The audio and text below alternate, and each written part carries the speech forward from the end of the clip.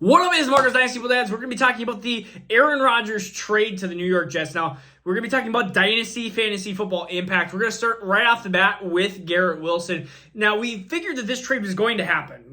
Aaron Rodgers said he was going to the Jets, and we knew that he wasn't going to go back to the Packers. It was like a 99% chance that this trade was going to happen. It was just what was going to be given up.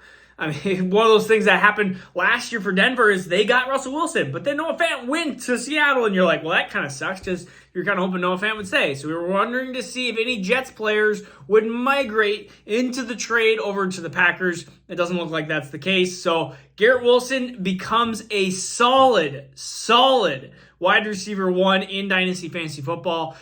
His safety has now been that much more. I mean, when you're talking about Garrett Wilson, you are talking about a top 10 wide receiver. A receiver that has unlimited potential, has a potential to be up into that top 5 range for how young he is.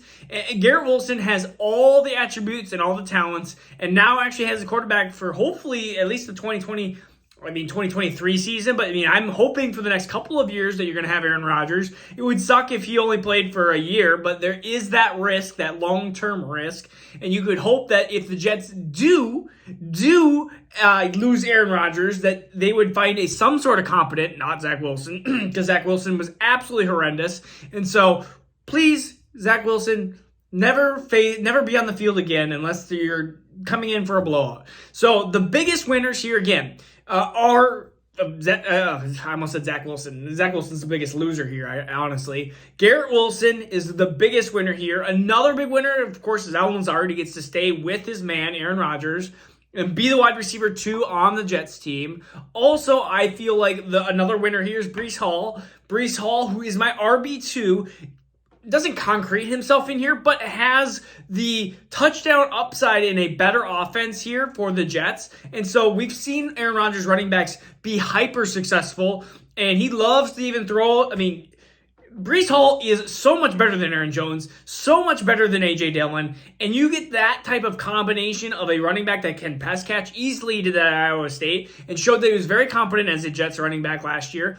Tore his ACL, is going to come back, and I think Breece Hall is going to have an amazing sophomore year if he can recover from the ACL properly. That's a big if. But if he's healthy, this could be a crazy good season for Breece Hall.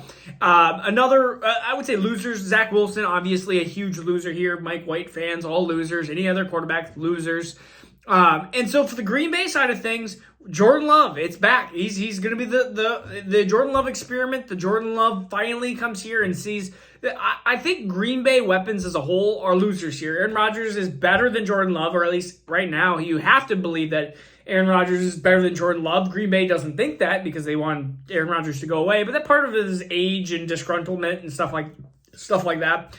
Christian Watson, I feel like, is a big loser here when you have essentially a rookie quarterback coming in. I think deep balls are going to be the hardest thing for him, and so we'll see what Green Bay does with the first round pick. If they get like a Jordan Addison or something, a receiver that is better with separation in lower ADOTs than Christian Watson, but still, Christian Watson can get really open, and any quarterback can hit that. I do think Christian Watson gets a slight downgrade, not a huge one. We're still talking again a couple spots, but in the grand scheme of things, I don't think it's much.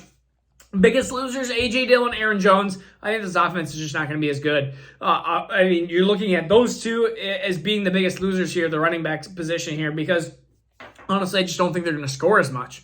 And Romeo Doubs, we'll have to see, but I think this kind of keeps him at standpoint. We'll see what happens when they draft a round 1 wide receiver or not. It'd be kind of whoa, almost coughed. Or did cough. Almost died there. And so we'll see what happens with what they do in the draft. It would be kind of ironic if they drafted a round 1 wide receiver or tight end. I just think that would be hilarious because, of course, they lose. Aaron Rodgers never gets weapons, and they draft one for Jordan Love. I think that would be hilarious. So, again, we will see. This is the beginning of the Dynasty Week and Draft Week. We're going to be doing a lot of draft-heavy stuff here the next couple days. Peace out. We'll see you guys again tomorrow.